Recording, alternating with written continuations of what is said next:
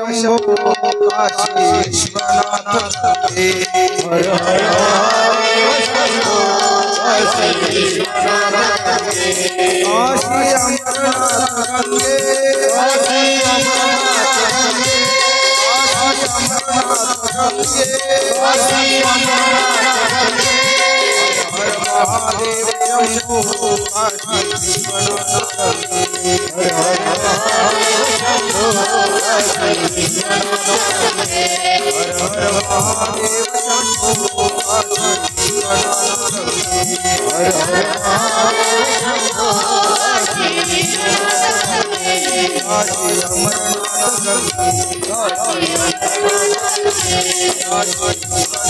गंगे काशी विश्वनाथ गंगे काशी अमरनाथ गंगे काशी विश्वनाथ गंगे काशी नमः पार्वती पति हर हर महादेव हर हर महादेव हर हर महादेव ब्रह्मानंदं परम सुखदं केवलं ज्ञानमूर्ति द्वन्द्वातीतं गगनसदृशं तत्त्वमस्यादिलक्ष्यम् एकं नित्यं विमलमचलं सर्वदि साक्षात्तं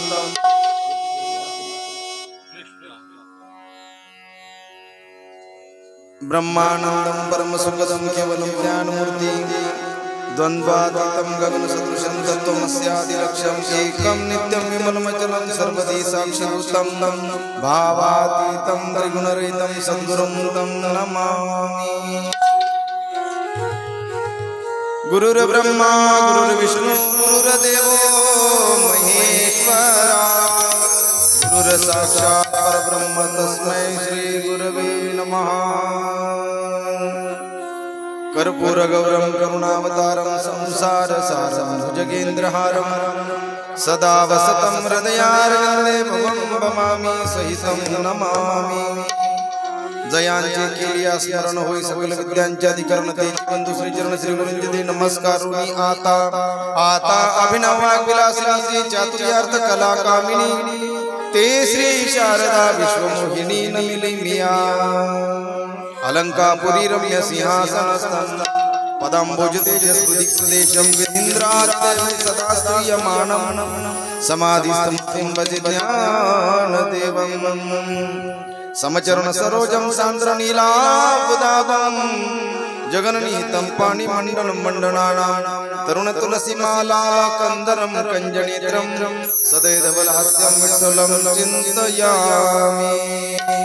पुंडलीकवरधारी विठ्ठल श्री ज्ञानदेव तुकाराम भगवान की ज्ञानेश्वर महाराज की तुकाराम महाराज की सच्चिदानंद सद्गुरु साई महाराज की ईशानेश्वर महादेव की सब संतन की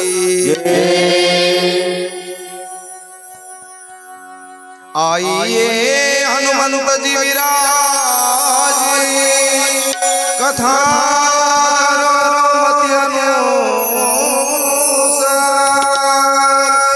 प्रेम सहित गादी धरो पधारियो कुमार सियावर रामचंद्र की उमापति महादेव की पवन सुत हनुमान जी महाराज श्री शिव महापुराण की नमः पार्वती हर हर महादेव। आकारण करुणावरणालय भगवान आदि ईश सांब सदाशिव भगवान भोले बाबांच्या दिव्य अशा शिव महापुरांच्या कथेला खरं तर आज आपण अगदी उपसंहाराकडे वळत आहोत। गेली 6 दिवसापासून ईशान्येश्वर महादेव मंदिराच्या या प्रांगणामध्ये आपण सर्व शिवभक्त भगवान भोले बाबांच्या लीला श्रवण करीत आहात। आणि नवविधा भक्तीमध्ये सर्वात श्रेष्ठ जी भक्ती सांगितली ती भक्ती तुम्ही गेल्या 6 दिवसापासून या ठिकाणी करत आहात. श्रवणम कीर्तनम विष्णु स्मरणम पाद सेवनम अर्चनम वंदनम दास्यम सख्यम आत्मनिवेदनम. ही नवविधा भक्ती सांगितली ती वरून पडेल वर का.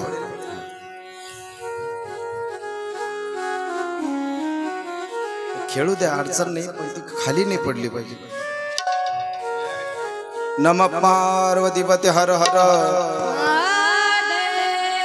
आपल्या या कथेला भेट देण्यासाठी दररोज लांबून लांबून अतिथी येत असतात. कालही येवल्याची मंडळी येऊन गेली, पाठीमागे बसली, नंतर भेटले आपल्याला.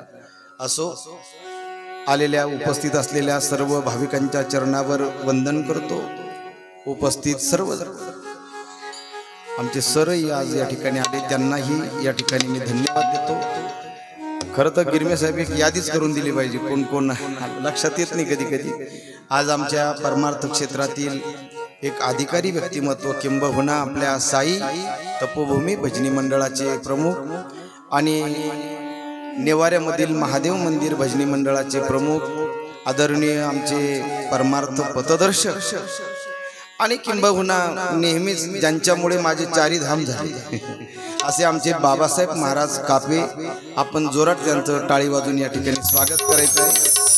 मी कापे साहेबांना विनंती करतो की आपण या ठिकाणी 2 मिनिटे या या या या या 2 मिनिटे या. त्याचप्रमाणे आमचे काणेगाव इथून आमचे सुरभैया काका, त्यांनाही घेऊन या इकडे 2 मिनिटं. या या दादा या. त्यांचाही सन्मान या ठिकाणी आपण करतोय. आणि गिरमे सर यांना सरांना घेऊन या या गिरमे भाऊ या.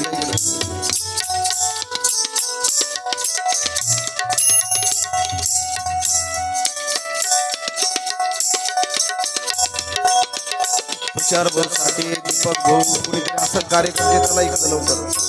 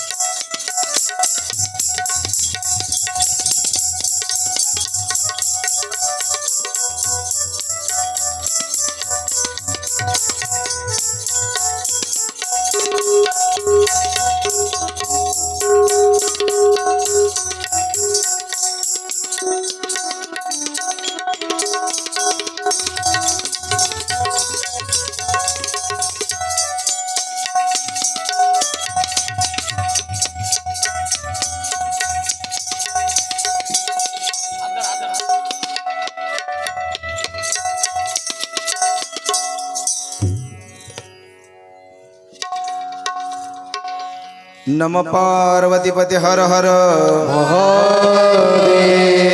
काळजी करू नका, तुमचे 108 मी पूर्ण करून घेणार. अजून उद्या आपला शेवटचा दिवस आहे. उद्या ज्यांना ज्यांना असं वाटतं का दिव्य असा हा ग्रंथ आपल्याही मस्तकावर असावा, उद्याचा कार्यक्रम असा असेल की बरोबर 6:30 पावणे 7 वाजता या ठिकाणी आपला हा ग्रंथ प्रत्येकाच्या मस्तकावर देण्यात येईल. जे जे हजर राहतील ते 7 वाजेपर्यंत तुम्ही आलो पाहिजे.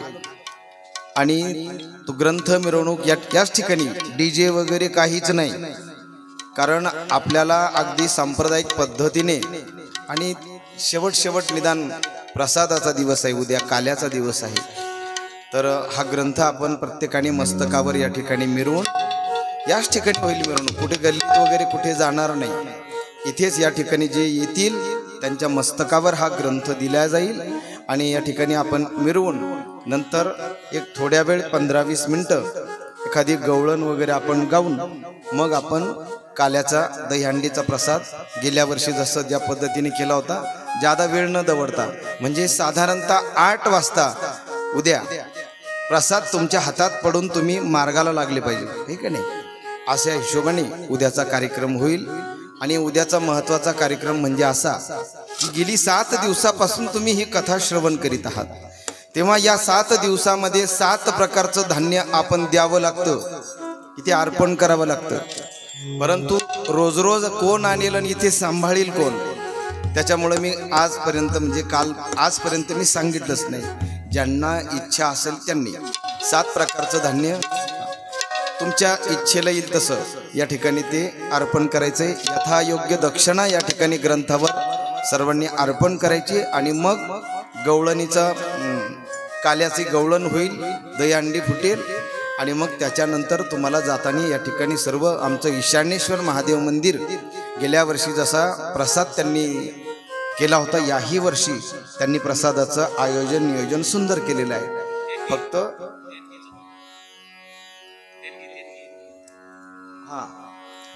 आणि जे कोणी राहिले असतील देणगी देण्यासाठी तर त्यांनी त्या ठिकाणी टेबल त्यांनी लावलेलं आहे, कारण ते कुणाकडं फिरले नाही. त्यांनी सांगितलं की आम्ही महाराज कुणाला आग्रह केला नाही, ज्याची जशी भावना असेल महाराज.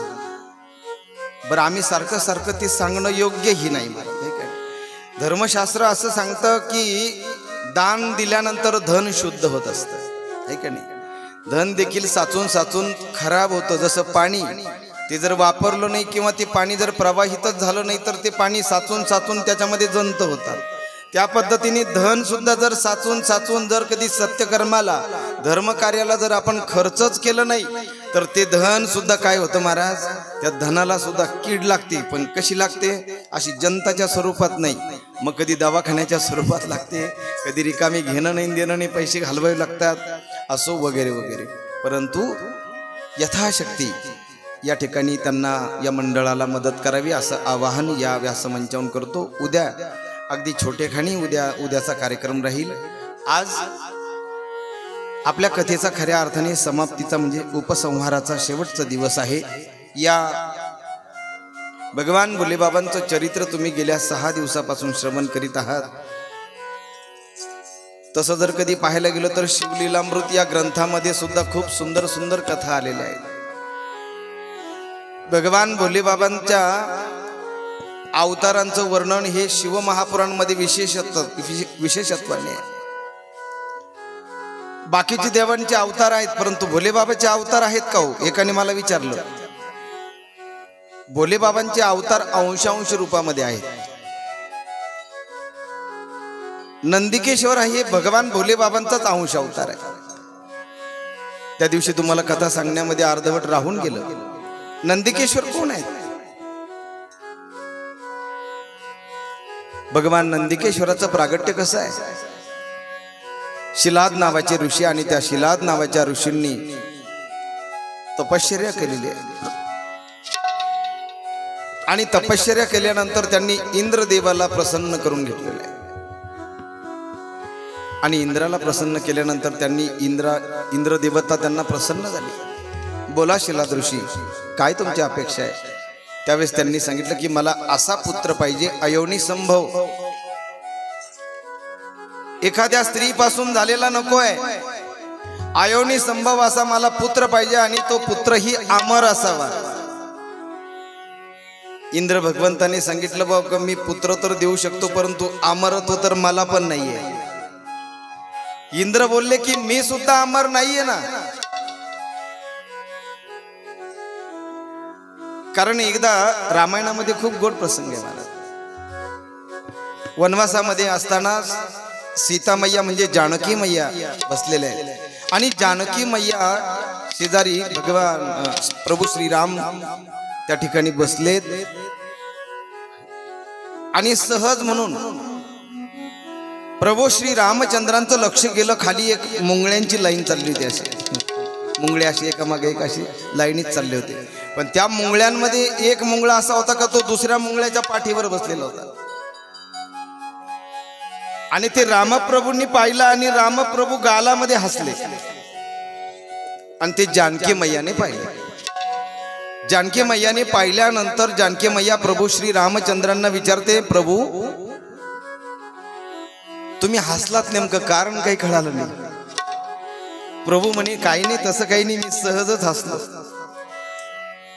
त्यावेळेस जानकी मैया म्हटली का मी तुमच्याच मुखातून ऐकलंय, मोठी माणसं कधीही आणि कुठेही कसंही हसत नाही. कारण नसताना जी हसतात ना त्यांना मूर्ख म्हणतात किंवा वेडे म्हणतात. तसं हसू येऊ शकतं कशाचं. कधी कधी मागचा विनोद आठवला तरी सुद्धा हसू येतं, पण ते योग्य ठिकाणी हसलं तर ठीक आहे. तुम्ही घरामध्ये हसलात तर ठीक आहे. तुम्ही रस्त्याने चाललात आणि तुम्हाला एखादा विनोद आठवला, तुम्ही मध्येच हसले, तर त्या हसल्याचे अनेक अर्थ निघू शकतात. ठीक आहे. त्यातल्या त्यात पुरुषाचं द्या सोडून. पुरुषाने काय कुठेही हसला काय काय फारसा काही परिणाम होणार नाही, पण माता मावल्यांचं हसणं मात्र हिशोबात असावं. द्रौपदी हसली म्हणून महाभारत घडलं. मग कुठं हसावं, किती हसावं आणि कसं हसावं. द्रौपदी माता जर कधी हसल्याच नसत्या तर मला असं वाटतं एवढं महाभारताचं युद्ध घडलंच नसतं. पण द्रौपदी नुसती हसलीच नाही तर बोलली सुद्धा. अंधे का पुत्र अंधा. किती मोठा पसारा घडला बघा ना. कधी कधी आपल्या शब्दाने एखादी व्यक्ती अशी दुखावल्या जाते का ती व्यक्ती आयुष्यभर आपले ते शब्द विसरत नाही. म्हणून शब्द जपून वापरावा, तासून तोलून मोजून मापून. एखादा शब्द, काही लोक नुसते वाटच पाहत राहतात दुर्बीण लावून. तुम्ही कधी सापडता. तुम्ही 90% तुम्ही चांगलं वागा महाराज, 95% तुम्ही चांगलं बोला. एखादा शब्द जर तुमच्याकडनं चुकून या धनुष्यातून निघून गेला, बाण जर निघून गेला शब्दरूपी, तरी सुद्धा तुम्ही अडचणीत येऊ शकता महाराज. शब्द हा बहुसार उपकारांच्या राशी.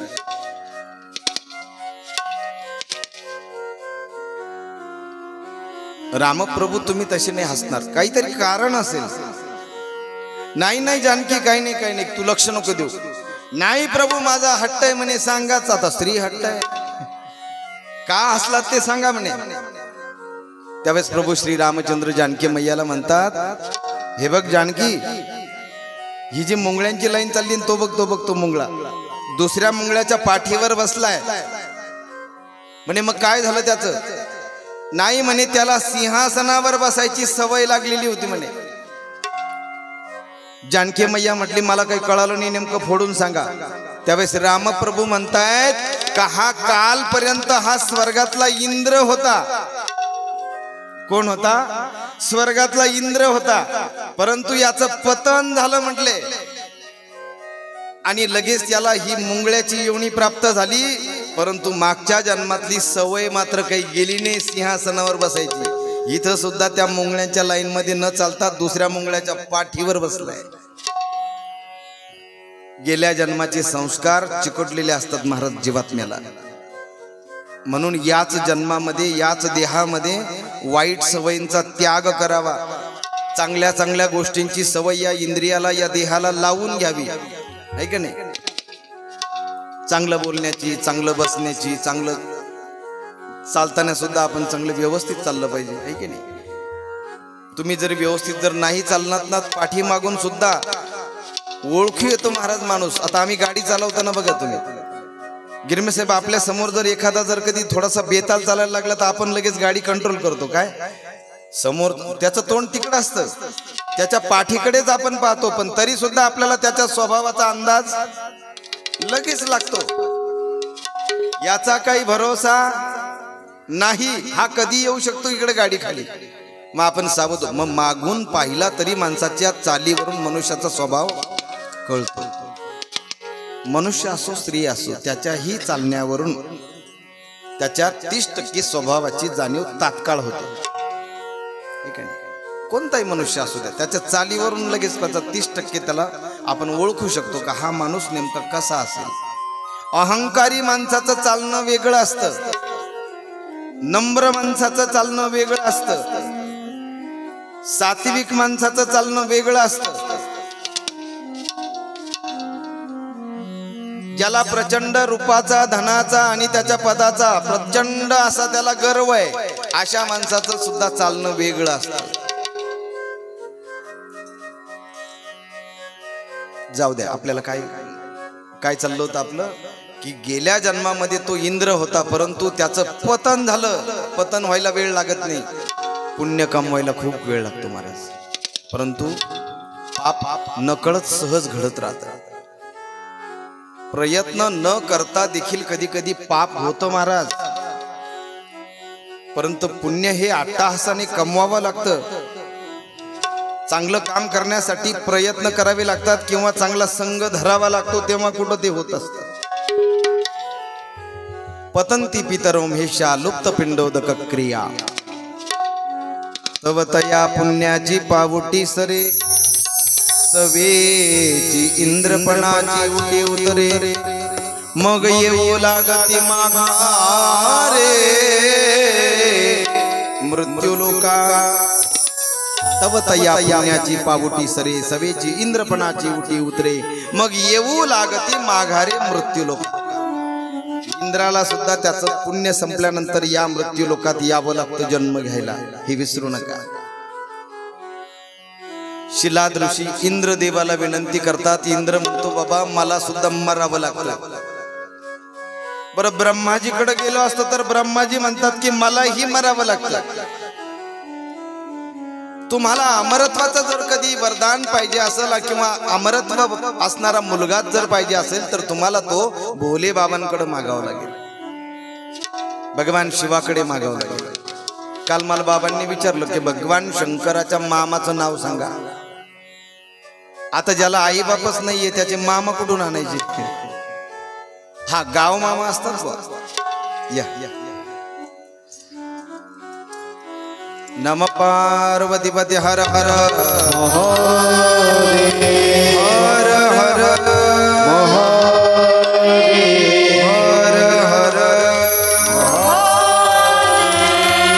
आलेल्या अतिथींसाठी एकदा जोरात टाळी वाजवा.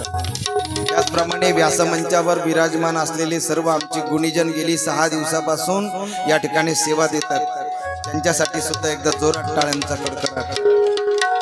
हरिभक्त परायण माझे गुरुबंधू मृदंगाचार्य मृदंग केसरी कृष्णाजी महाराज लकारे, त्याचप्रमाणे सुनील महाराज सुरवैया, त्याचप्रमाणे प्रकाश नाना गायकवाड महाराज, त्याचप्रमाणे हर्षल महाराज, अनंत महाराज, आमचे रामजी महाराज वेताळ, माणिक महाराज टेके, त्याचप्रमाणे आमचे ओम महाराज बैरागी,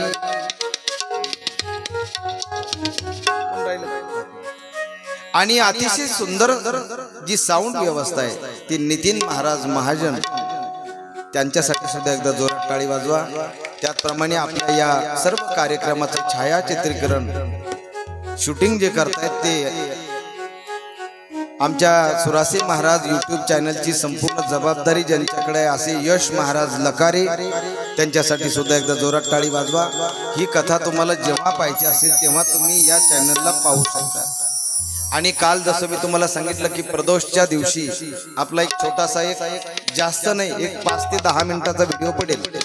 त्या प्रदोषच्या दिवशी तुम्ही काय साधना करावी हे तुम्हाला प्रदोषच्या दिवशी सकाळी सांगितलं जाईल, कारण प्रदोषची साधना ही तुम्हाला संध्याकाळच्या वेळेस करायची.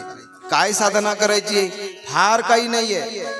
अहो माझे भोले बाबा तर असे की एखादा या प्रदोषाची सुद्धा जसे एकादशी जशा 24 आहेत. किती एकादशी आहेत? 24. या 24 एकादशांची कथा आहे, बरोबर आहे की नाही? आता काल परवा कोणती एकादशी झाली? कामिणी एकादशी ना, आता कालची परवाची एकादशी, मागची जी एकादशी गेली, दर 15 दिवसाला एकादशी येते, बरोबर आहे का नाही? शुक्ल पक्षात आणि कृष्ण पक्षात.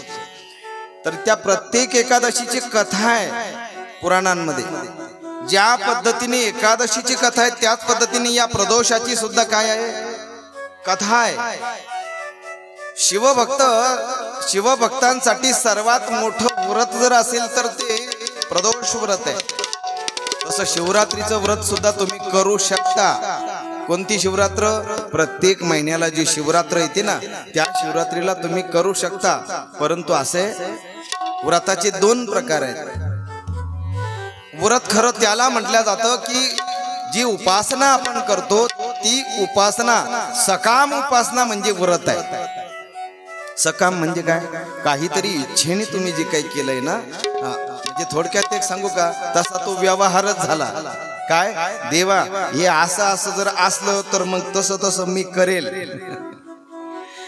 आपण एवढे भारी आहोत की आपण भगवंताबरोबर सुद्धा व्यवहार करतो महाराज. देवाला सुद्धा आपण सोडत नाही, परंतु देवही आपल्या पुढचा आहेत महाराज. चतुरातू शिरोमणी गुण लावण्याची खाणी मुकुट सकळामणी धन्य तुची विठोबा. देव महाराज हा चतुरांचा बाप आहे. देव सुद्धा म्हणतो का मी सुद्धा असा नाहीये, गेसी तेव्हा देसी ऐसा असी उदार. भगवंतही भोले बाबा सुद्धा महाराज भोले बाबाला मागता तरी काय महाराज?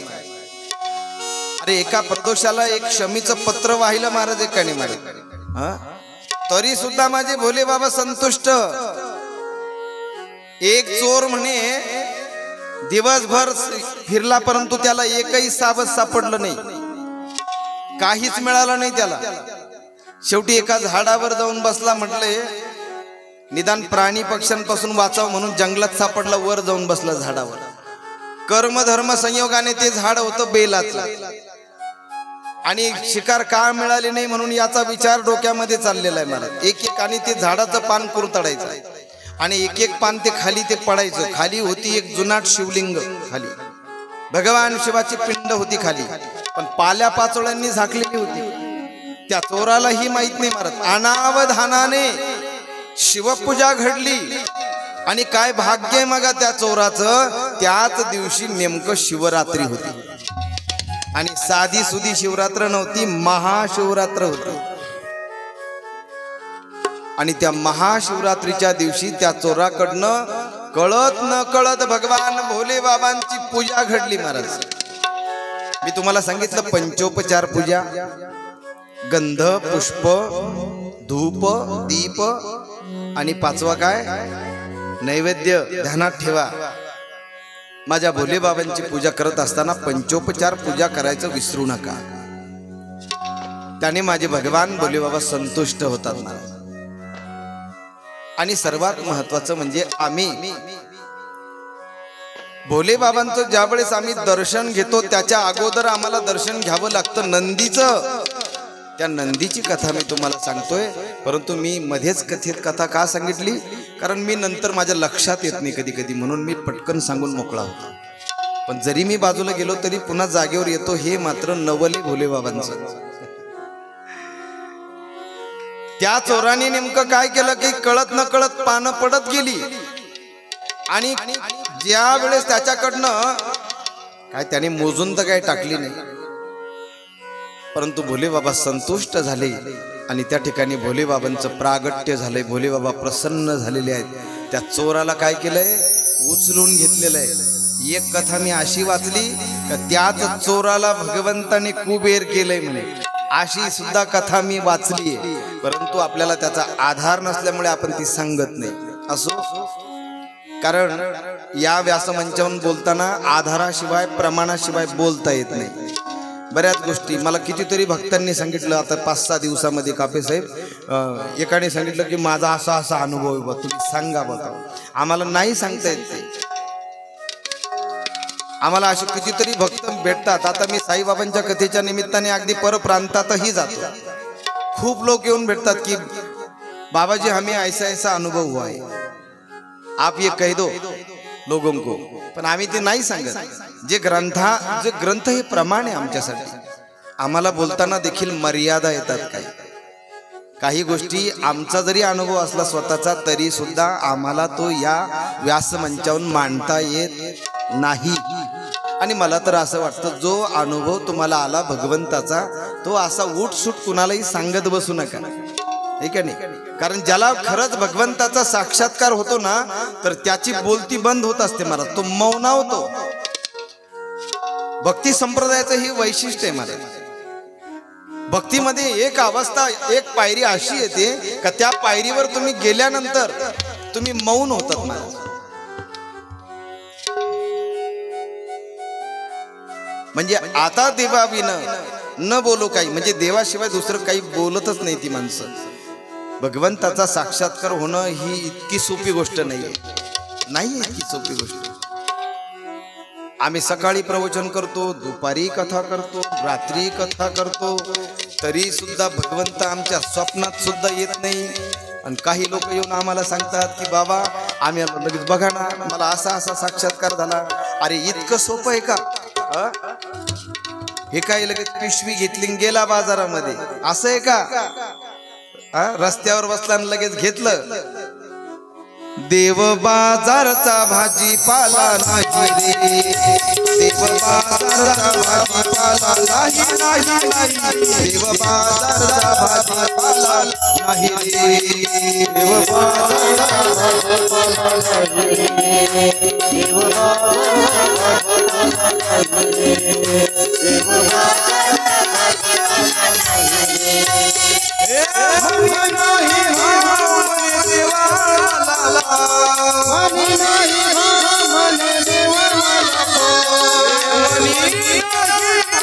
रे, देव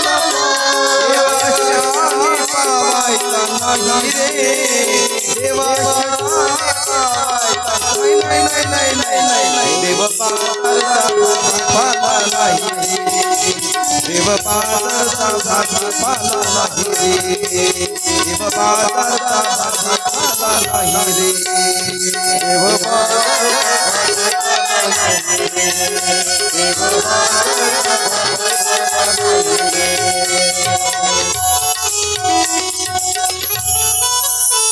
मनी नाही भाव म्हणे देवा मला.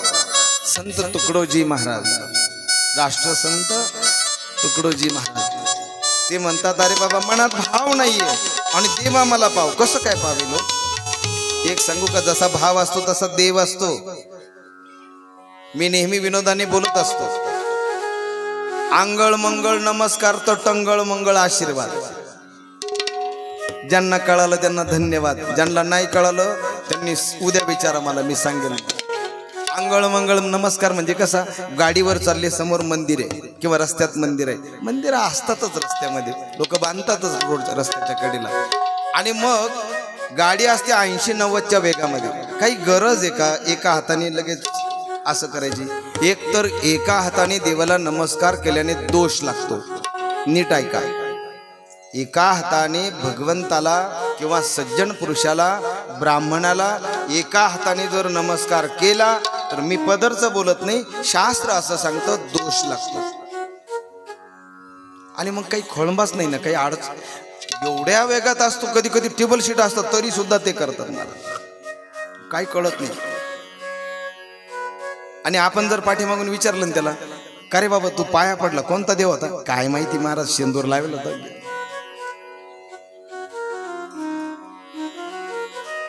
अहो दगडाचा देव त्याला वडाराचं भेव, लाकडाचा देव त्याला अग्नीचं भेव.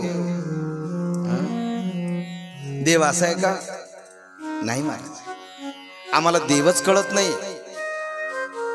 आणि म्हणून आम्ही कुणालाही भजतो, कुणाची भक्ती करतो, कुणाच्याही मागं लागतो.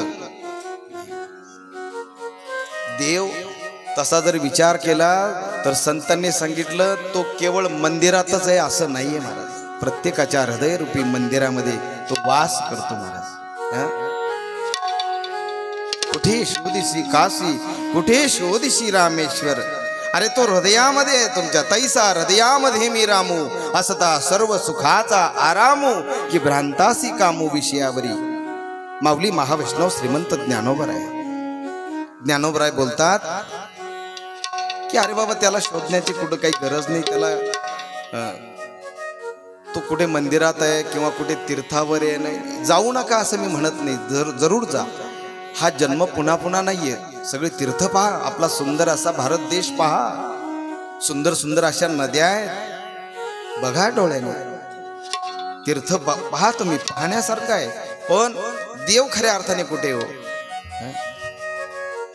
अरे कुत्र्याची सुद्धा भूक ज्याला कळते ना महाराज, मी तर असं म्हणेल परवाही मी बोललो, मला वाटतं लकारी महाराज, ज्याला दुसऱ्याच्या वेदना टिपता येतात ना, किंवा ज्याला दुसऱ्याच्या वेदना कळतात त्यालाच वेद कळतात महाराज. नाहीतर वेदना कळत नाही, दया नाही, क्षमा नाही, काही नाही, परोपकार नाही, आणि वेदाच्या श्रुतीच्या श्रुती पाठ आहे. काय करतात त्याला? हे आम्ही बघा, तुम्ही पाठाच्या पाट्या बोलतो, तुम्हाला हे हा श्लोक बोलतो, श्लोक बोलतो, श्लोक बोलतो. एखादा भिकारी आमच्या जवळ आला आणि त्यांनी 10 रुपये मागितले तर आम्ही त्याला खालवर पाहतो. आम्हाला असं वाटत नाही त्याला पटकन काढून द्यावं. तुम्ही चांगले आमच्यापेक्षा. आमचं कसं माहिती का, फक्त लोका सांगे ब्रह्मज्ञान, आम्ही मात्र बोला ना बोला ना. पण असं करू नका, आमच्यासारखं नका बघा. देत जा महाराज, पण कुणाला देत जा? सत्पात्री दान द्या, चांगल्या ठिकाणी योग्य ठिकाणी जरूर द्या, चुकीच्या ठिकाणी देऊ. डीजेची वर्गणी मागायला आली मग तिथं द्यायचं म्हटल्यानंतर देऊ नका असं मी म्हणत नाही हो. पण चांगलं कार्य खूप काही करू शकतो ना आपण. एखादा गरीब विद्यार्थी, त्याला तुम्ही फीसाठी मदत करताय, द्या ना त्याला, मदत करा ना. ही सुद्धा माझ्या भोलेबाबांची पूजा आहे. एखादा नडलेला आहे, बिचारा अडलेला आहे, त्याला गरज आहे सहकार्याची, त्याला तुम्ही सहकार्य केलंत ना, ही माझ्या भोलेबाबांची पूजा आहे. देव देव देव काय महाराज, काय तुम्ही पूजा जरूर करा, मीच तुम्हाला सांगतोय पूजा करायला. परंतु हे सगळं करत असताना चांगलं वागायचं मात्र पहिले शिका महाराज. आम्ही सर्वात पहिले माणूस आहोत हे विसरू नका बघ. मला सद्गुरू वामनराव पैंची ती प्रार्थना खूप भावली, खूप आवडते महाराज, मला खूप आवडते. हीच अमुची प्रार्थना, हीच अमुचे मागणे, मानसाने मानसाशी मानसा सम मागणे. हीच अमुची प्रार्थना, हीच अमुचे मागणे, मानसाने मानसाशी मानसा सम मागणे. हीच अमुची प्रार्थना. काय आपलं जीवन म्हणजे काय नाही. अहो, मोबाईल मध्ये जसा टॉक टाइम आहे त्या पद्धतीने आपल्याला सुद्धा या देहरूपी मोबाईलला सुद्धा टॉक टाइम देऊन पाठवलंय. व्हॅलिडिटी याची सुद्धा. बरं, ती व्हॅलिडिटी म्हणजे जाहीर सांगितलेली संतांनी. शतवर्षाची गणना, त्यामध्ये दुःख यातना, तुम्ही आठवा मधुसूदना. रे तुम्ही वासुदेव वासुदेव. 100 वर्ष तर मानवाची गणना सांगितली. या 100 वर्षामध्ये 50 वर्ष तर झोपेतच जातात. मग काय करायचंय नेमकं? काहीच नाही महाराज. तुका म्हणे सत्य कर्मा व्हावे सहाय्य, घातली अभय नरका. चांगल्या कामाला सहकार्य करणं, परोपकार करणं, दुसऱ्याची मदत करणं, आपल्या वागण्यामुळे कुणाला त्रास न होऊ देणं, ही सुद्धा माझ्या भोले बाबांचीच पूजा आहे. भोले बाबाची 1 तास पूजा करायची. किती? 1 तास. आणि घरी जाता जाता शेजारणीकडेच नाक डोळे मुरडून पाहायचं. काही उपयोग आहे का? मग तुम्हाला भोले बाबा कळले का? नाही ना हो. त्याचा उपयोग नाही होत महाराज. माणूस खरं तर आपण जी काय पूजा करतो ना, ती आपल्यासाठी करतोय महाराज, जगासाठी नाही. खरंय का नाही? आणि म्हणून अगोदर मूळ हे शिवमहापुराण काय सांगतं महाराज? शिवमहापुराणच्या कथा तुम्हाला आम्ही काय ऐकवतोय? या काही नुसत्या गोष्टी आहेत का चांदोबासारख्या, इकडून ऐकायच्या इकडून सोडून द्यायच्या? नाही. या प्रत्येक कथेमधून काहीतरी बोध तुम्हाला घ्यायचा आहे. आणि जर तो बोधच तुम्ही घेतच नसाल तर मी तर असं म्हणेल की तुम्ही पुढच्या वर्षीपासून कथा ठेवूच नका. खरंय का नाही? काहीतरी लाभ झाला पाहिजे महाराज. एखादी माता माऊली मला येऊन बोलली पाहिजे, महाराज तुम्ही गेल्या वर्षी सांगितलं होतं की याला 21 प्रदोष, याला 21 बेलाची पानं मुलाला वाहायला लावा. तो फार विचित्र होता, तो शांत झाला. बोललं मला कोणीतरी 4-5 दिवसापूर्वी. मी गेल्या वर्षीच्या कथेत सांगितलं होतं हाच प्रयोग. प्रदोषाच्या दिवशी 21 बेलाची पानं त्या मुलाच्या हाताने त्या शिवपिंडीवर वाहा. आणि ते शिवपिंडीवर वाहिल्यानंतर 1 बेलपत्री त्याच मुलाच्या हाताने महादेवांचा आपला नंदीचा जो पाय पुढे आलेला आहे त्या पायावर एक बेलपत्री त्याच्या हाताने वाहा. काय होईल त्याचा परिणाम? 21 प्रदोष सांगितले होते, यशस्वी झाले त्या माऊलीचे. तिला मी बोललो नाव सांग, तिने नाव नाही सांगितलं मला. ती म्हणले बाबा माझ्या लेकराला फरक पडला. विचित्र होता जरा. आणि हा परिणाम कशाचा आहे? हा शिव महापुरांचा म्हणजे कथेचा परिणाम आहे. कुठल्याही गोष्टीचा जर कधी परिणाम झाला तर उपयोग आहे, परिणामच जर होत नसेल काही तर मग न केलेलं बरं आहे महाराज. भरपूर काम आहे ना आपल्याला. परंतु जाता जाता आज शेवटचा दिवस आहे. भगवान नंदिकेश्वर शिलाद ऋषींच्या पोटी कसे आले अवताराला ही कथा सांगतो. आणि तोपर्यंत आज काय नम पार्वतीपती हर हर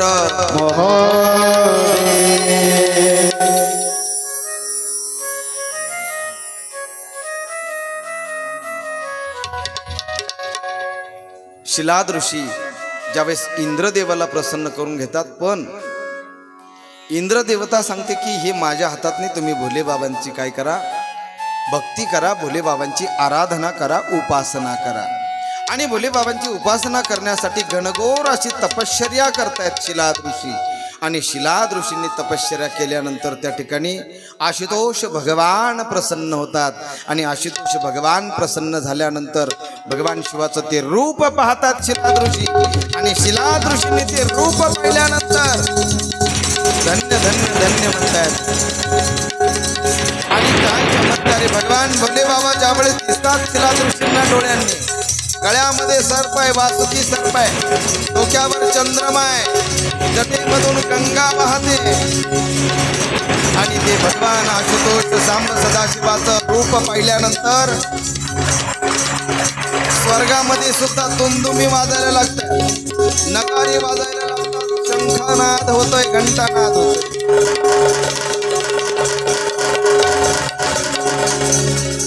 नम पार्वतीपती हर हर गणपती बाप्पा.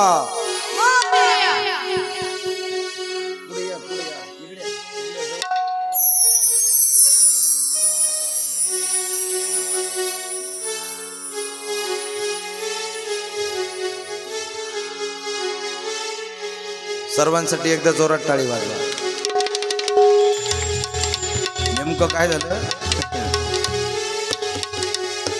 मागच्या वेळेस रोहनने एक जुनाच गणपती आणला होता मुखवटा. बरं काय असतात या पावसाळ्यामध्ये कथा नसतात ना जास्त, 4 महिने मग ही सगळी सोंग टांगून ठेवावी लागतात घरामध्ये. आणि नेमकं गणपतीच्या सोंडेमध्ये बसला महाराज भाऊ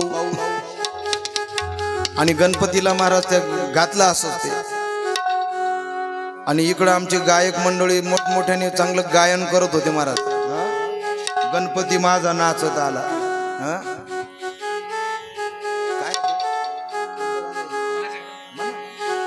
पार्वतीच्या बाळा तुझ्या पायात पुष्पहारांच्या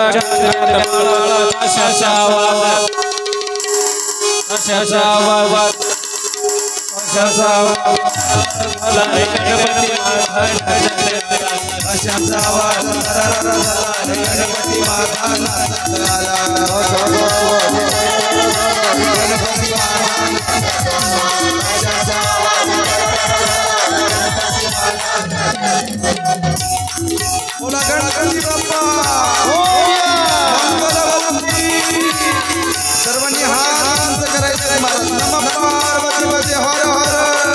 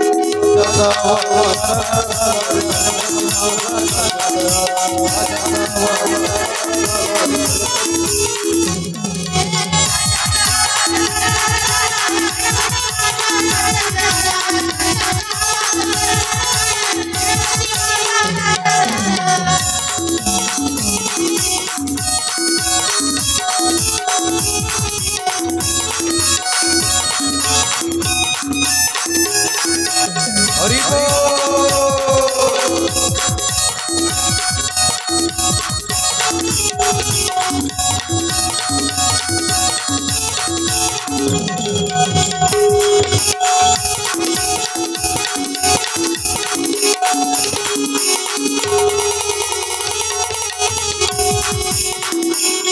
नम पार्वती पते हर हर हर हर हर। आणि नेमकं गणपतीला तो मुखवटा टाकला आणि त्याच्यामध्ये होता विंचू. नेमकं हे गाणं चालू. अचानक गणपती बुवा नाचायला लागला. म्हटलं गणपतीला आनंद झाला असेल की नाही. आणि ते नेमकं मुखवटा असा होता का माग पक्का बांधलेला. गणपतीला काहीच कळलं नेमकं काय झालं. मोठमोठ्याने उड्या मारून नाचतोय. शेवटी रोहन भैया पळत आला. त्याने ओळखलं काहीतरी गडबड आहे. आणि मग त्यांनी गणपतीला पकडलं आणि म्हटले काय झालं. ते म्हटले काहीतरी चावू राहिलं मध्ये. ताशांचा आवाज तरारा झाला. आणि असे गणपती बघा ना तुम्ही. भगवान गणेशाकडे पाहिल्यानंतर माणसाला आनंद होतो महाराज. तसा भोले बाबांचा परिवारच पाहिला की आनंद होतो. कारण परस्परांचे विरोधक आहेत. परंतु कुटुंबाचा प्रमुख जर चांगला भरभक्कम जर असला ना हा तर सगळं कुटुंब असं दोरीत चालतं महाराज. हे भगवान भोले बाबांच्या परिवाराकडे पाहिल्यानंतर कळतं. आणि कुटुंबाचा प्रमुख का ढिसाळा असला का गेलं. म्हणून कुटुंबाच्या प्रमुखाने कसं असावं. माझ्या भोले बाबांसारखं असावं. इथं मस्तकावर तिसरा डोळा आहे तिथे अग्नी आहे. आणि लगेच शेजारीच थोडस वर सरकलं की चंद्रमा आहे शीतल. अग्नी इथे इथे लगेच गंगा मैया बसलेली. पाणी इथेच आहे. सगळा विरोधाभास आहे. पण या गंगेने सुद्धा महाराज मस्तकावर जागा धारण केली ना. शिव महापुराणामध्ये वर्णन आलं. कपिल भगवंताच्या शापाने सगर राजाचे 60,000 पुत्र भस्म केले महाराज कपिल महामुने. आता ती कथा मी जास्त विस्ताराने सांगत नाही. आपल्याकडे वेळ कमी आहे. परंतु सगर पुत्रांनी यज्ञ केला होता अश्वमेघ यज्ञ. आणि हा अश्वमेघ यज्ञ ज्यावेळेस करतात ना त्यावेळेस एक घोडा सोडावा लागतो. आणि तो घोडा सगळीकडे फिरतो. तो त्याला जर कोणी पकडलं तर त्याच्याबरोबर युद्ध करावं लागतं. आणि मग विजय प्राप्त करावा लागतो. सगळीकडे विजयश्री मिळालेली आहे असे ते संकेत आहेत. म्हणून त्या अश्वमेघ यज्ञ केला सगर पुत्रांनी. ते होते 60,000. किती होते. किती होते 60,000. हा मी तुम्हाला का म्हणायला लावतो कारण मी रोज तुम्हाला विचारतो शिव महापुरांचे श्लोक किती. शिव महापुरांचे श्लोक किती. 60,000. याचा अर्थ तुमचं लक्ष नाहीये. किती 24,000. हा आता बरोबर. टाळी वाजवा त्याच्यासाठी. मला जाऊ द्या 10 मध्ये दोघांना समजलं तरी खूप झालं. ठीक आहे. मी तुम्हाला रोज सांगत होतो 3 दिवस. भागवताचे श्लोक आहेत 18,000. आणि शिवमहापुरांचे श्लोक किती 24,000. हे का सांगतो. अरे आम्ही हिंदू धर्मात जन्माला आलो पण तरी सुद्धा आम्हाला हिंदू धर्मच कळत नाहीये अजून.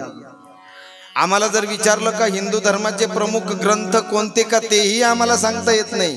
किती दुर्दैव आहे महाराज. मी तर असं म्हणतो की कथा कीर्तनांमधून या फार डीप गोष्टी सांगण्यापेक्षा या ढोबळ ढोबळ गोष्टी या तरुण पिढीला सांगितल्या पाहिजे. आहे का नाही.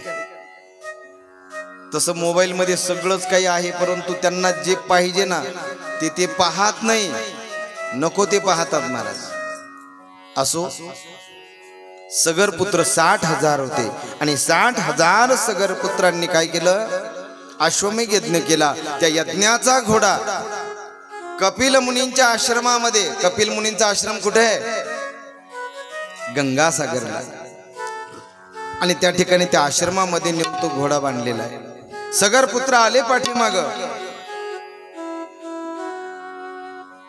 आणि ज्यावेळेस सगर पुत्र आली त्यावेळेस सगर पुत्रांनी पाहिलं की यज्ञाचा घोडा कपिल महामुनींच्या आश्रमामध्ये आहे आणि लगेच त्या ठिकाणी त्यांनी मागचा पुढचा विचार न करता कपिल मुनींचा अवमान केलेला आहे। आणि काय महाराज, कपिल मुनी ध्यानात होते, ध्यानामध्ये होते, समाधीमध्ये होते, नुसते डोळे उघडले कपिल महामुनींनी आणि डोळे उघडता क्षणी त्याच क्षणी 60,000 सगर पुत्र जळून काय झालेले आहेत, भस्म झालेले आहेत। आता तुम्हाला अशी शंका येईल की खरंच नेत्रामध्ये डोळ्यामध्ये एवढी शक्ती असते का? सांगेल तुम्हाला मी, असते। गांधारीच्या डोळ्यात सुद्धा अशी शक्ती होती। त्या गांधारीने पट्टी बांधलेली होती, तिला डोळे होते पण तरी सुद्धा तिने डोळ्यावर पट्टी बांधली होती। भगवंतानी असं शास्त्र सांगितलंय, भगवंतानी स्वतः सांगितलंय काय, आपल्याला जी पंच ज्ञानेंद्रिय पंच कर्मेंद्रिय दिलीत ना, तर या इंद्रियांवर आपल्याला विजय मिळवता येतो। आणि एखादं इंद्रिय विशेषत्वाने जर कधी आपण त्याचा जर अभ्यास केला तर ते इंद्रिय एवढं बलवान होतं तर त्याच्यामध्ये एक अद्भुत अशी शक्ती तयार होते। असो 60,000 सगरपुत्र डोळे उघडता क्षणी जळून भस्म झालेले आहेत। आजच्या या आपल्या कार्यक्रमासाठी आदरणीय आमचे मित्र दीपकराव जपे पाटील नगरसेवक या ठिकाणी उपस्थित झालेले आहेत। टाळी वाजून आपण त्यांचं या ठिकाणी स्वागत करूया। धन्यवाद, आपण आलात। हो या या। सतर्क न्यूज,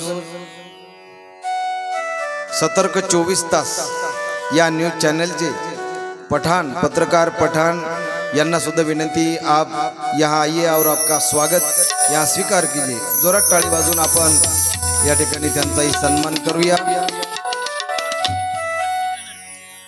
आणि आपल्या या कार्यक्रमाची ते उद्या बातमी देणार आहेत, म्हणून पुन्हा एकदा त्यांचं टाळी वाजून स्वागत।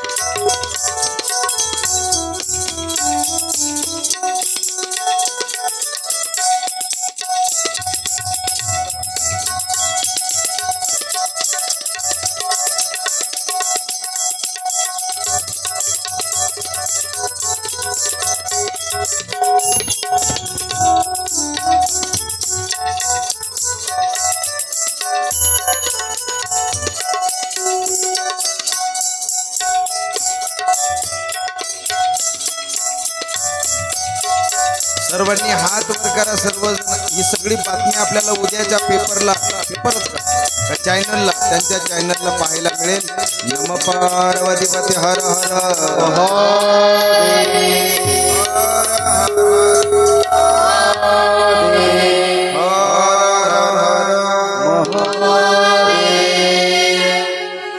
60,000 सगरपुत्र जळून भस्म झाले।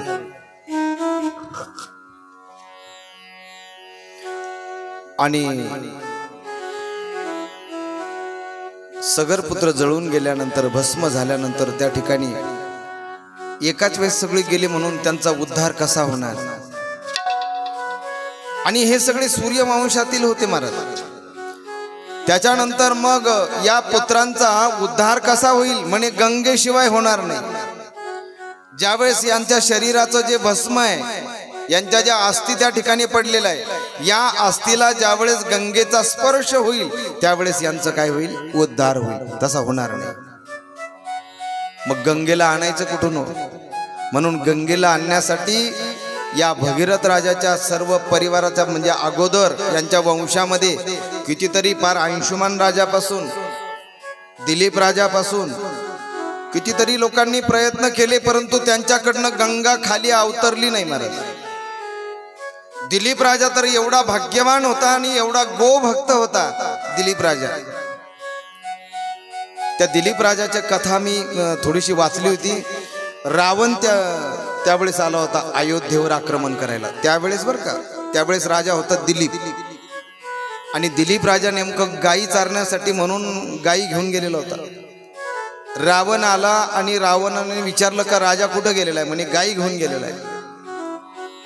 तर त्यावेळेस रावण त्या ठिकाणी गेला जिथे गायी चारत होता राजा दिलीप राजा. किती गोभक्त होता बघा ना. तर त्या दिलीप राजा असं बसलेला होता शरयूकडे तोंड करून. पाठीमाग सगळ्या काही पुढं काही गायी चरत होत्या. रावण पाठीमागनं आला. मी हे कुणाचं सांगतोय? राम प्रभू अवताराला येण्याच्या 4-5 पिढ्या अगोदरच रावण होता. दुष्ट लोकांना जास्त आयुष्य राहतं महाराज. म्हणजे याचा अर्थ ज्यांचं आयुष्य जास्त ते सगळेच दुष्ट आहे असं नाही. रावणाने पाठीमागून आवाज दिला राजा दिलीपला. राजा दिलीपाला असा इतका राग आला. राजा दिलीपाने फक्त काहीच नाही केलं, फक्त एक गवताची काडी घेतली. एक गवताची काडी घेतली ना अशी पाठीमाग फेकली रावणाच्या दिशेने. रावणाच्या दिशेने जशी गवताची काडी फेकली त्या गवताच्या काडीचे हजारो बाण तयार झाले. रावणाने ते बाण पाहिले महाराज आणि आकाश मार्गाने विमान पुष्पक विमान घेऊन रावण पळून गेला. जसा रावण गेला तसा लंकेला त्याच्या वाड्यासमोरच उतरला. योगायोगानं मंदोदरी बाहेर काहीतरी करण्यासाठी आली होती वाड्याच्या बाहेर. आणि तिने पहिल्यांदा रावणाला असं पाहिलं पळत पळत येताना धोतर सावरताना. मंदोदरी हसली, म्हटली काय झालं? तर त्याने पाठीमाग हात केला आणि पाठीमाग ज्यावेळेस मंदोदरीने पाहिलं महाराज तर ते सगळे बाण येत होते रावणाच्या दिशेने. पण मंदोदरी होती ती. रावणाला म्हटली पाठीमागे व्हा माझ्या. आणि तुमच्यामध्ये ती शक्ती आहेच, नाहीतरी वेळेवर तुम्ही तसंच करतात. तुम्ही व्हाओ बाजूला. मंदोदरी महाराज पुढे आली. मंदोदरीने नुसता असा हात केला महाराज. सगळेच्या सगळे बाण लगेच त्याच ठिकाणी थांबलेले आहेत क्षणभर. रावणाने असं हळूच पदराच्या आडून पाहिलेले. आणि मंदोदरी हळूच विचारते नेमकं काय झालं ते खरं खरं सांगा. आणि मग अशा वेळेस बोलतात माणसं. रावण खरं खरं सांगून दिलं. म्हटले मी गेलो होतो मारायला. तुम्हाला अजून राम अवताराला यायचे तोपर्यंत दम नाही का? नाही म्हटले राम अवताराला येऊच देत नाही म्हटले. त्याच्या आधीच्या पिढीतले सगळे मारून टाकल्यावर कसा येईल? मंदोदरी हसायला लागली. म्हटले जशा लीला त्यांनी लिहिल्यात ना त्या पद्धतीने हुद्यामध्ये काही हस्तक्षेप करू नका. त्यावेळेस रावण म्हणे मंदोदरीला खरं सांगू का मी चूक केली. मी आज अयोध्येला गेलो होतो आणि तिथे हा दिलीप राजा गायी चारत होता. त्याने माझ्याकडे पाहिलं सुद्धा नाही. मंदोदरी एक गवताची काडी घेतली नुसती पाठीमाग फेकली तर हजारो बाण तयार झाले. मग ती म्हणे त्यांनी नुसती काडी फेकली तर 1000 बाण तयार झाले. तर आपल्या अवकातीत राहायला शिका ना. ते म्हणे मंदोदरी आता नंतर बोलू ना आपण घरामध्ये, पण आता तर काय ते मिटवू ना. मंदोदरीने असा हात केलेला होता तोपर्यंत सगळे बाण अशी लाईन मध्ये सगळे उभे होते. त्या बाणांनी तात्काळ राजा दिलीपाला निरोप दिला. लगेच ताबडतोब मोबाईल केला. म्हटले अहो इथं असं असं झालंय, आम्ही थांबून राहिलो, काय करू सांगा. दिलीप राजाने लगेच ताबडतोब मोबाईलवर सांगितलं. म्हटले थांबू नका, लगेच बॅक टू पॅव्हिलियन. ताबडतोब महाराज एका क्षणामध्ये दिलीप राजाचा आदेश झाल्यानंतर सगळे बाण पुन्हा अयोध्येला परत गेले. सांगायचं तात्पर्य काय, त्या दिलीप राजाला सुद्धा महाराज गंगा अवतरण करता आलं नाही, अंशुमानाला करता आलं नाही. चला आपल्याला कितीतरी नावं सांगता येईल, पण त्याच काळामध्ये भगीरथ राजा ज्यावेळेस आले त्या भगीरथ राजांनी एवढे प्रयत्न केले कारण दोष लागलेला होता. आणि तो दोष काढण्यासाठी इतके प्रयत्न केले, प्रयत्नाची पराकाष्ठा केली महाराज. एवढं तप केलं, शेवटी तपाचे सामर्थ्य तपिन्न लांब. आणि त्या तपाचा परिणाम असा झाला की राजा भगीरथाला साक्षात्कार झाला आणि भगीरथ राजाला गंगा मैयाने सांगितलं का मी येईल, परंतु एक लक्षात घ्या, माझा वेग ही धरणी माता माझा वेग सहन करू शकत नाही. आणि म्हणून माझा वेग जर कधी सहन करायचा असेल तर तो फक्त भोले बाबांना सहन करता येईल. तुम्ही भोले बाबांची आराधना करा, त्यांना प्रसन्न करा. पुन्हा भगीरथ राजाने तप केलं आणि पुन्हा तप केल्यानंतर एवढं खडतर तप केलं की माझे भगवान भोले बाबा त्या तपाला पाहून प्रसन्न झालेले आहेत. आणि राजा भगीरथाला आनंद झाला आणि राजा भगीरथाने हात जोडले भगवान आशुतोष भगवंताला आणि म्हणतायत, भोले बाबा मला गंगेचं अवतरण करायचंय, परंतु त्या गंगेला मी स्वर्गातून इथपर्यंत आणील, परंतु या पृथ्वीवर तिला धारण कोण करील? तुमच्याशिवाय ती धारण करण्याचं सामर्थ्य कोणात नाही. या पृथ्वीवरची जर देवता असेल तर एकमेव देवता तुम्ही आहात.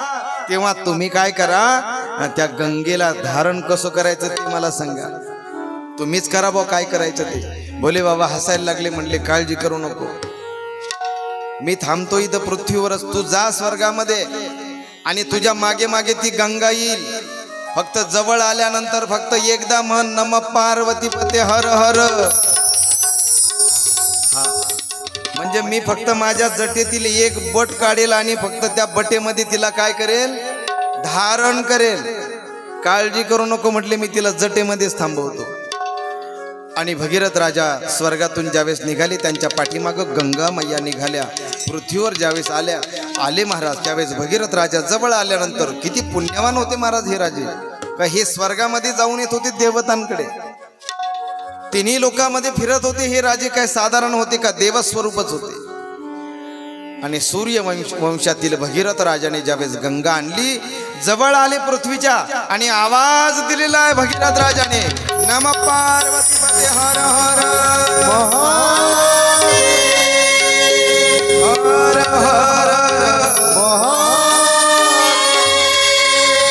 आणि भोले बाबांनी एक जटा काढलेली, अशी एक बट काढलेली आणि त्या बटेवर गंगा मैया आलेली महाराज, उतरलेली जटेमध्ये.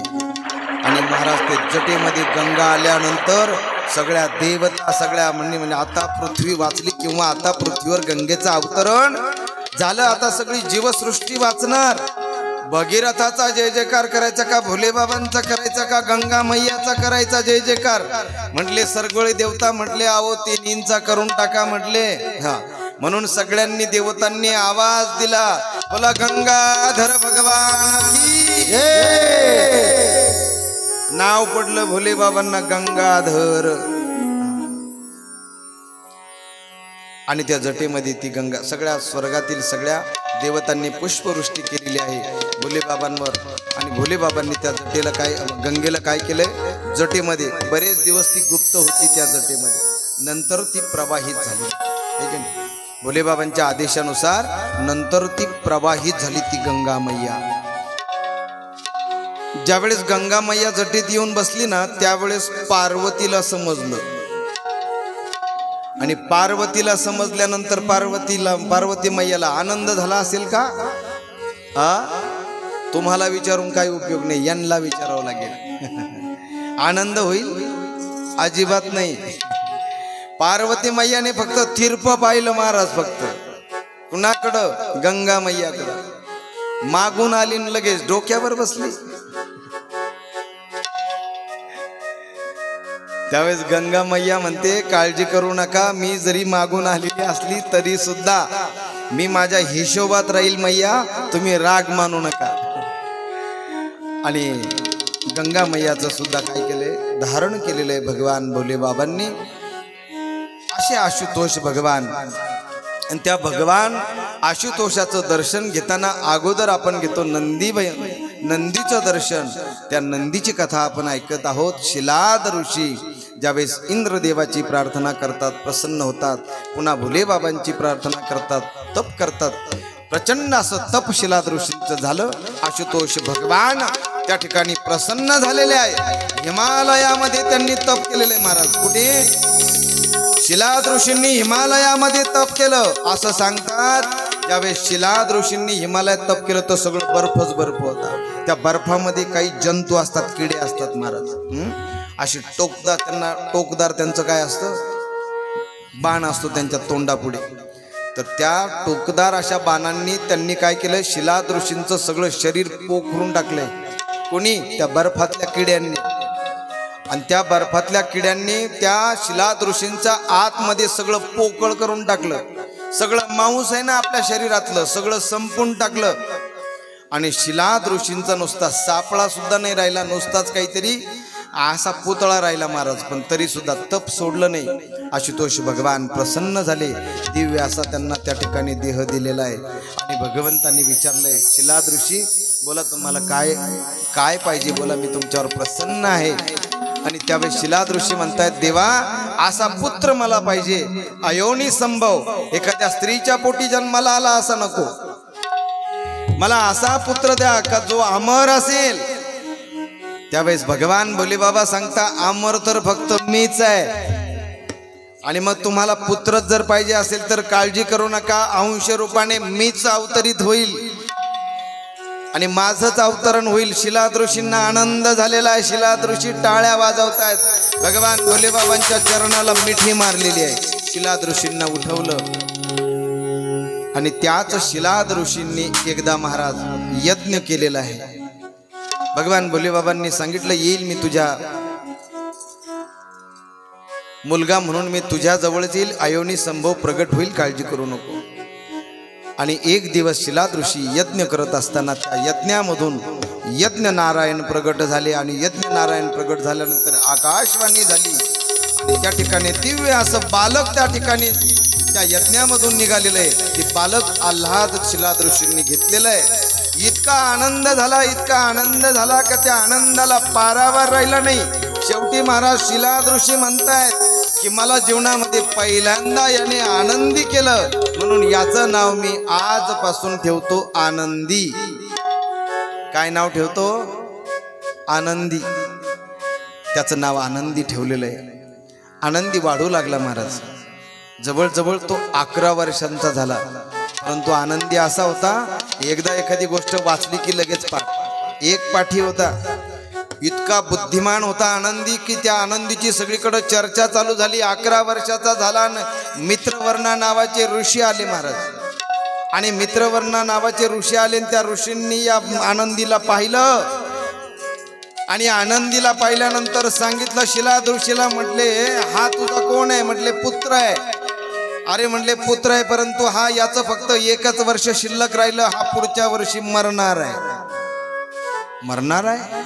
शिलाद ऋषी म्हटले असं कधी शक्य होणार? मला आशुतोष भगवान भोले बाबांनी आशीर्वाद दिलाय आणि अमर असणारा हा पुत्र आहे. अरे हा असाधारण अशा सगळ्या याच्या लीला आहेत. सामान्य याच्या लीला नाही आहेत. हा असाधारण आहे, असामान्य असं याचं व्यक्तिमत्व आहे. आणि काय कमाल आहे.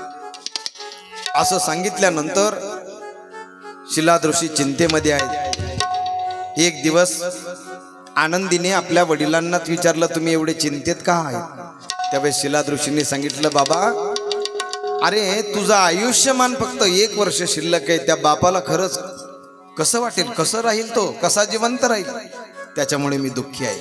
बाबा तुम्ही दुःख मानू नका. अहो जर भगवंताने जर कधी माझं आयुष्य एवढंच लिहून ठेवलेलं असेल तर त्या आनंदाने त्या भगवंताचा निर्णय तुम्ही स्वीकारा. परंतु शिलाद ऋषी मात्र ऐकायला तयार नाही. आणि शिलाद ऋषी सांगतायत का मी त्या भोले बाबांचं तप केलं, त्या भोले बाबांनी मला शब्द दिलाय, तो खोटा आहे का?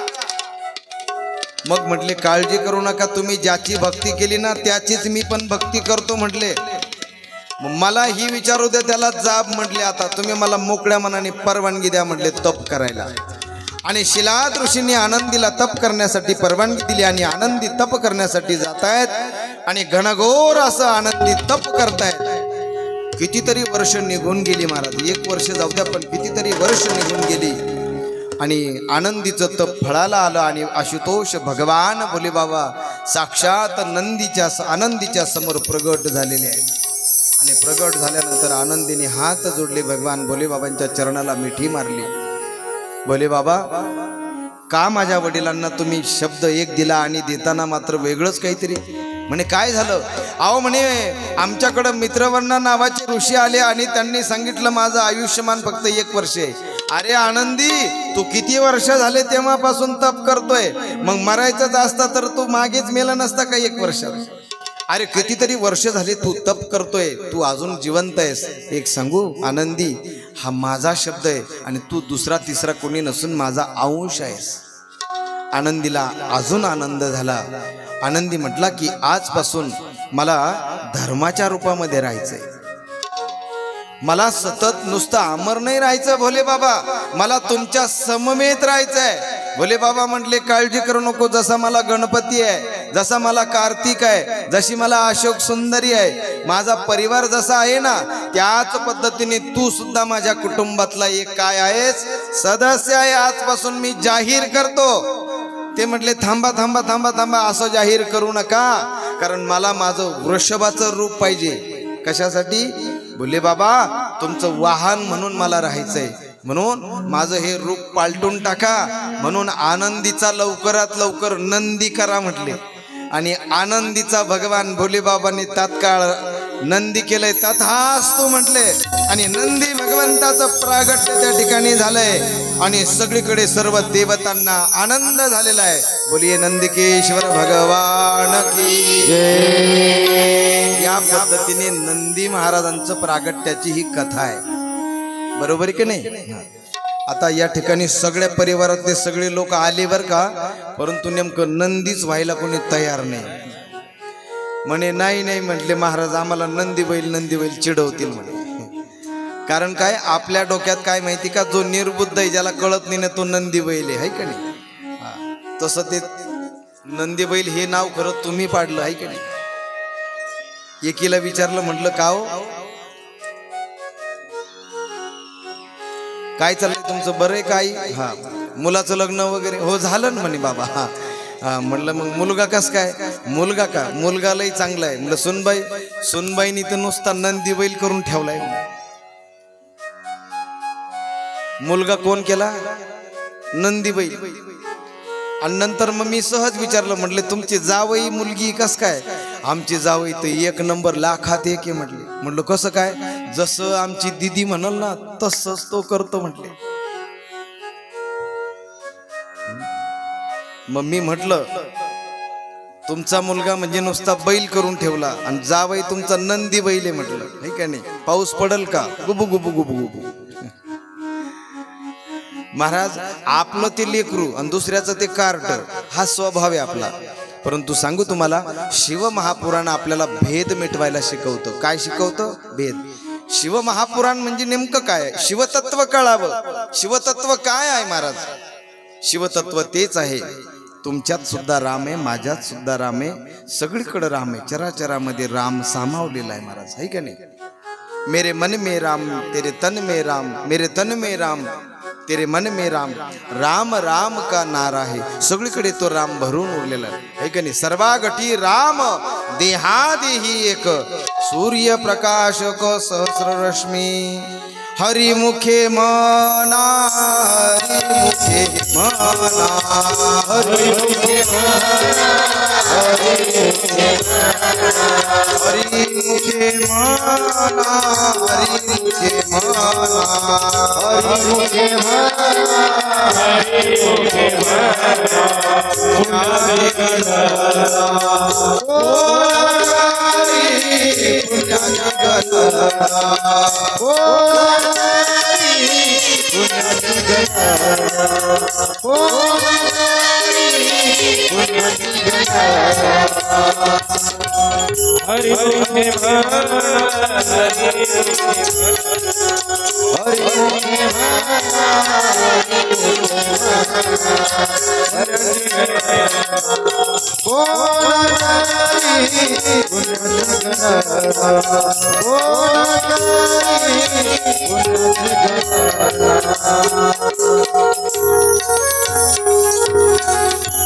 नम पार्वती हर हर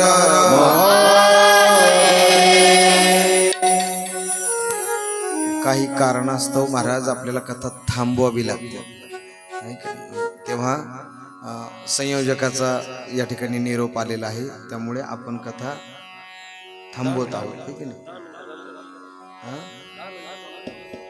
10 मिनिटं तर लागणारच आरतीला आपल्याला. ठीक आहे ना? आता असे काही घटना घडलीत वाटतं, त्याच्यामुळे आपण या ठिकाणी थांबतोय आज. नाही का नाही? सर्व या जाकीसाठी एकदा जोरात टाळी वाजवा महाराज. जोरात टाळी. शिव महापुरांच्या कथेमधून तुम्ही काय शिकलात महाराज?